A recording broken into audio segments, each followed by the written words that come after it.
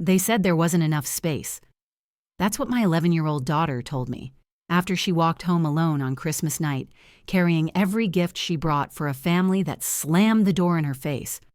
I'm Kate. I'm 33. I thought she was at my parents' big Christmas dinner, surrounded by cousins, games, and laughter.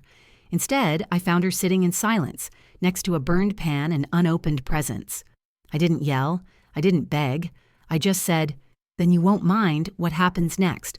And 5 hours later, their world started to fall apart. So tell me, did I go too far or not far enough? Let me know in the comments. When I walked in that night, I expected an empty house. Emma was supposed to be at my parents' big Christmas dinner, cousins, cookies, sleepover. She'd been talking about it for days, but the first thing I noticed was the smell, something burnt. Not just a little, like someone had tried to make something special and failed. Then I saw the shoes, her coat. "Emma?" I called. "Hey," she said quietly, sitting at the kitchen table in the same dress I dropped her off in, shoulders hunched, voice flat, like she was trying to take up less space. "You're supposed to be at Grandma and Grandpa's." "I know. Why are you here?" "They turned me away." I blinked. "What?" "They said there wasn't enough space. For me." Then I saw the gifts, all of them, lined up by the door, untouched, still perfectly wrapped. "They didn't want them," Emma said. My chest clenched. "Why didn't you call me?" "My phone died. I asked Grandma to use hers. She said no. Grandpa told me to walk home." My 11-year-old walked home alone, carrying the presents she'd made. I asked how long it took. "About 20 minutes. I didn't really know the way at first. We always drive." I looked at the stove. "You tried to cook?" She flushed. "I got hungry. I wanted it to feel like Christmas."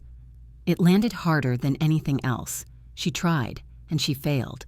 And she still didn't want to make me feel bad about it. I sat beside her. "Tell me everything." She nodded slowly. Grandma looked surprised. Aunt Dana said, "Oh," like I shouldn't be there. "They said the house was full. No chairs left." My cousin Logan laughed at my dress. "No one said anything?" "And the ornament you made?" I tried to give it to Grandma. She said, "Not now."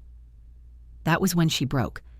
A quiet sob hit her, and she turned her face away like she was embarrassed to feel. I wrapped my arm around her. She leaned into me like she'd been holding herself up all night.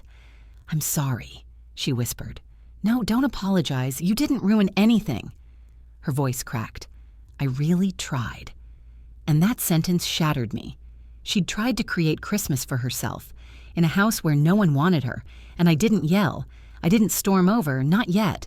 But something in me turned sharp, because 5 hours later, I made sure the people who turned her away would never forget it. I didn't sleep that night. Emma did, curled up beside me after crying herself empty. I stayed awake, watching the slow rise and fall of her breath, memorizing the way her fingers stayed curled around her favorite blanket, like it was the only thing keeping her grounded. She hadn't said much after that, just held her hot chocolate with both hands, eyes drifting toward the gifts still lined up by the door. Perfect, untouched, unwanted. I wanted to scream. I wanted to break something. But Emma didn't need rage.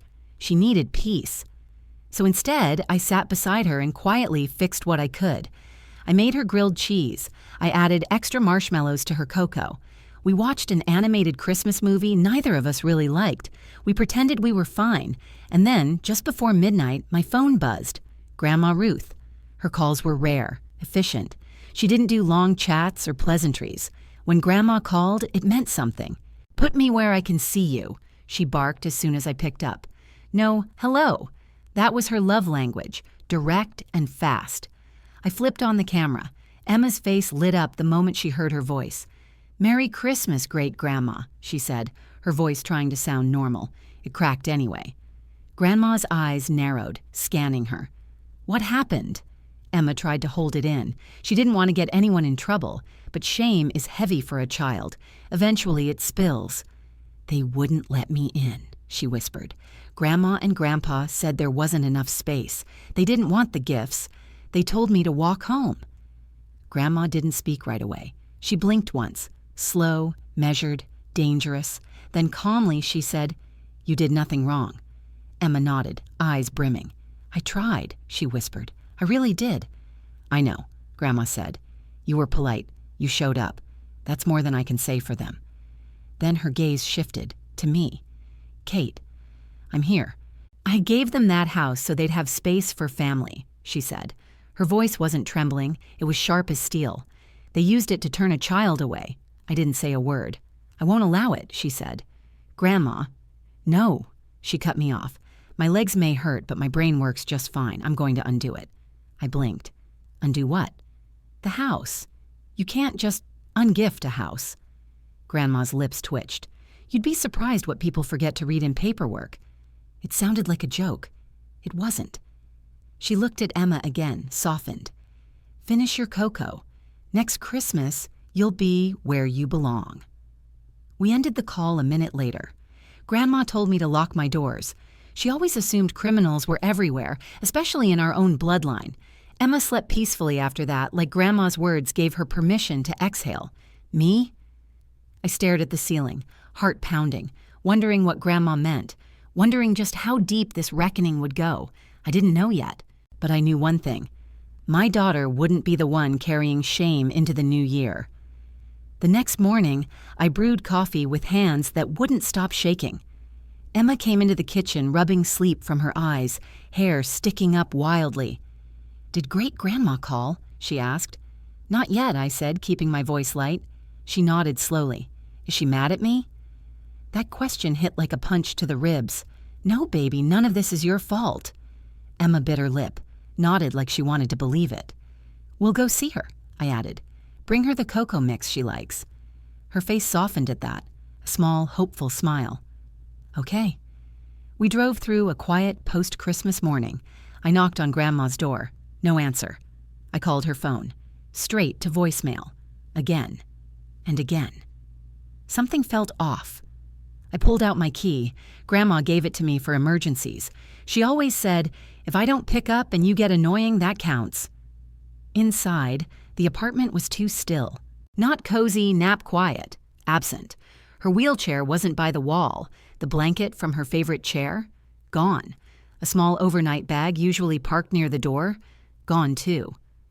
Where is she? Emma asked behind me, clutching the cocoa mix. I don't know, I said. But my voice didn't sound like mine. I stepped out, walked across the hall, and knocked on the neighbor's door. She opened in a robe, hair clipped up. Your mom was here, she said before I could speak. I blinked. What? This morning, really early. I saw them with a car downstairs. They had her chair. Your mom was talking fast. Your grandma didn't look happy. Did she say where they were going? The neighbor shook her head, face full of regret. No, I'm sorry. Of course she didn't. People like my mother don't announce where they're taking you when you don't get a say. Emma was behind me now, her voice small. Did they take her? I don't know, I said. But she's okay, I promise. I didn't believe it, but I needed Emma to. I called my mom. Voicemail. Dad. Voicemail. Panic bloomed in my chest. Emma tugged my sleeve. Maybe she's at their house. It was the first useful idea I'd heard all day. We drove. I don't remember the streets, just the pressure behind my eyes and my hands gripping the wheel too tight. When I reached their house, I didn't bother knocking gently. My mother opened the door like she'd been waiting for me, with that same tight face she always wore before a fight. Where is Grandma? I asked. Lower your voice. Where is Grandma? She's resting, and you're not coming in here to upset her. I'm not here to argue, I said, cold now. I'm here to see my grandmother. She blocked the doorway with her body like a bouncer. After what you did, I didn't do anything, I cut her off, except come home to my kid eating burned food because you turned her away. You're so dramatic, she hissed. No, I'm done being quiet. Then she said it, tight lips, flat voice. No, you're not coming in. That was the switch, not just rejection, control. I pulled out my phone and dialed. Are you serious? She snapped. Yes, I said, locking eyes with her. I'm calling 911. The dispatcher on the line was calm. I wasn't. I gave her my name, my grandmother's name, the address, and exactly what I knew. She was taken from her home without warning. Her wheelchair and belongings were gone, and now I was being blocked from seeing her. I didn't add commentary, just facts. Emma stood beside me, clutching my hand, her grip small but fierce. My mother paced inside the door like a lion in a too-small cage, muttering, "This is ridiculous, embarrassing." But she didn't try to stop me. That said more than anything. 15 minutes later, 2 officers arrived. My mom's tone flipped instantly. "Oh, officers, I'm so sorry. There's been a big misunderstanding." The taller one didn't smile. "We need to speak with your mother." "She's resting," she repeated, voice sugar-coated now. "We still need to speak with her," the other officer said, calm but firm. My mother hesitated just long enough to make my pulse spike. Then she stepped aside. They walked through the house like they'd done it 100 times, which I realized they probably had. There's a certain energy to people who have seen families implode before. Emma and I followed at a distance. My heart slammed against my ribs as we reached the back room, and there she was. Grandma Ruth sitting upright in her wheelchair, blanket across her lap, eyes sharp as ever. The second she saw us, her whole face softened. "There you are," she said. Emma let out a breath that sounded like a sob and ran to her. Grandma reached out and held her hand like it was something sacred. One of the officers crouched beside Grandma's chair. "Ma'am, are you okay? Are you here because you want to be?" Grandma didn't blink. "No." From behind us, my mother barked, "She's confused. She didn't sleep well." "If you interrupt me again," Grandma snapped, turning her head slowly, "I'm adding it to the list." The room went quiet. The officer turned back to her. "Do you want to leave, ma'am?" "Yes," she said clearly. "Now." My mother made a choking noise in the back of her throat, as if watching her grip on the family narrative shatter in real time. They didn't need to say anything else. The officers simply moved, making space, protecting Grandma's right to choose. And in that moment, the silence did all the screaming for us. We got her into my car. Emma climbed in beside her, grabbing her hand like an anchor. I buckled Grandma's seatbelt and she looked up at me, deadly calm. "Call my lawyer." She meant it, and I knew better than to question her when her voice dropped into that register. We drove straight there. Her lawyer, Mr. Doherty, was sharp, efficient, and already familiar with my mother's history of weaponized family dynamics. He greeted Grandma with a nod. "You're ready?" "Absolutely," she said. He pulled out a folder and slid it across the desk. "Here's what your daughter's been calling a gift. The house is owned by your living trust. You're still alive. You can change the beneficiaries at any time." I blinked. "Wait, so it's not in their name?" He smiled slightly. "No, it never was." "They acted like it was theirs," I muttered. "They act like a lot of things," Grandma said flatly. Mr. Doherty continued. "You can also change the beneficiaries on your savings, retirement, and investments. Just say the word." Grandma didn't even flinch. "Do it." He asked her a few simple questions. Was she making this decision freely? Did she understand the consequences? Was anyone influencing her? She answered all of them with more clarity than I'd seen from most people half her age. She signed every page. I initialed as witness. When it was done, my parents' names were erased from everything they thought they already owned. Mine replaced them. And Emma's future? Protected, just like it should have been all along. When we finished, Grandma looked at Mr. Doherty again. "One more thing. I want them kept away from me." He nodded. "We'll put it in writing, a legal no-contact order, and we'll begin proceedings to remove them from the house." Grandma turned to me. I gave them space so they could make room for family. They used it to shrink a child. Emma's eyes watered, but this time they didn't fall. She didn't look ashamed. She looked safe. Back in the car, she leaned against Grandma's shoulder, quiet. Grandma whispered, "Next Christmas, you're not standing outside anyone's door ever again." And I knew this wasn't just a win. It was justice. Fast forward to the next Christmas. Emma and I are living in the house my parents used to call theirs. Not because I ever wanted a trophy, but because Grandma wanted the truth written into paperwork. The house is worth about $350,000. We made it livable, really livable. A ramp for Grandma, wider doorways, a main floor bedroom. Funny how not enough space magically became plenty when you stopped using it to punish people. Grandma moved in with us. Her savings, around $200,000, was restructured too. Some went to a care fund. The rest, a college account in Emma's name and a cushion for a future she won't have to beg for. My parents? They got exactly what they earned. Nothing.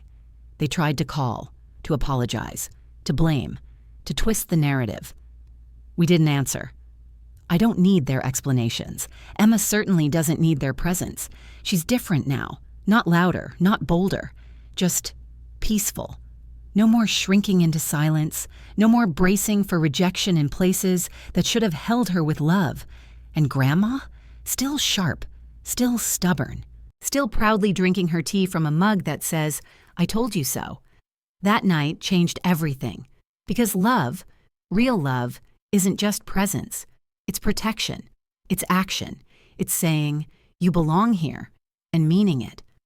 I used to think surviving family meant staying quiet, keeping peace at all costs. But peace without safety is just fear in nicer clothing. And silence only ever protects the loudest person in the room. So now, I protect my peace.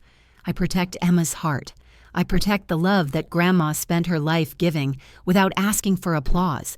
And if someone thinks I went too far, maybe they weren't watching when a little girl stood outside a door that was supposed to be open. Maybe they never had to earn their right to exist in a family photo. But I have one question for you. Did I go too far? Or not nearly far enough? Tell me what you would have done. Let me know in the comments. And if this story hits something deep, subscribe for more real stories that expose the truth behind family first.